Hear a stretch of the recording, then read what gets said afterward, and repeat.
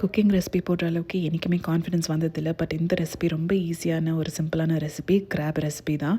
கிராபை wash பண்ணி turmeric and salt போட்டு வச்சுருக்கேன். இன்க்ரீடியன்ஸ் பார்க்கறதுக்கு முன்னாடி இந்த கப்பி எவ்வளோ க்யூட்டாக இருக்குது பாருங்கள். இதில் வந்து chopped coriander, curry leaves and புதினா வச்சுருக்கேன். இது வந்து ஃபைன்லி சாப்ட் ஆனியன், அதோட ஃபைன்லி சாப் டொமேட்டோஸ். பியூரே மாதிரி இருக்குது, பட் ஃபைன்லி சாப் தான். அது சாப்பர் வச்சு சாப் பண்ணேன். ஜிஞ்சர் கார்லிக் பேஸ்ட், அதோட இந்த பவுடர்ஸ் எல்லாம் வேணும்.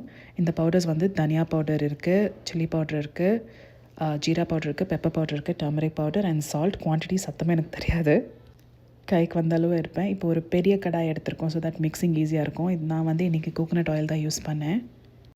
ஸோ நான் இன்றைக்கி 1 kg கிராப் பண்ண போகிறேன். அதுக்கு நான் ஒரு 4 table spoon of coconut oil எடுத்திருக்கேன். ஆயில் சூடானோடனே ஒரு இன்க்ரீடியன்ஸாக நம்ம ஆட் பண்ணலாம்.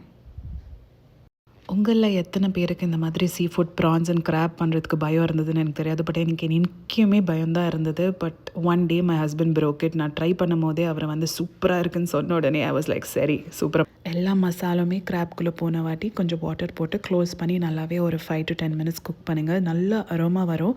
அப்போ வந்து ஓப்பன் பண்ணி கிளறி விட்டுட்டே இருங்க. அந்த வாட்டர் அண்ட் ஆயில் பிரிஞ்ச வாட்டி அந்த கிராப் ரெடி அப்படின்ற ஒரு சைன் தான். ஸோ என்ஜாய் பண்ணி எப்படி இருக்குன்னு சொல்லுங்கள்.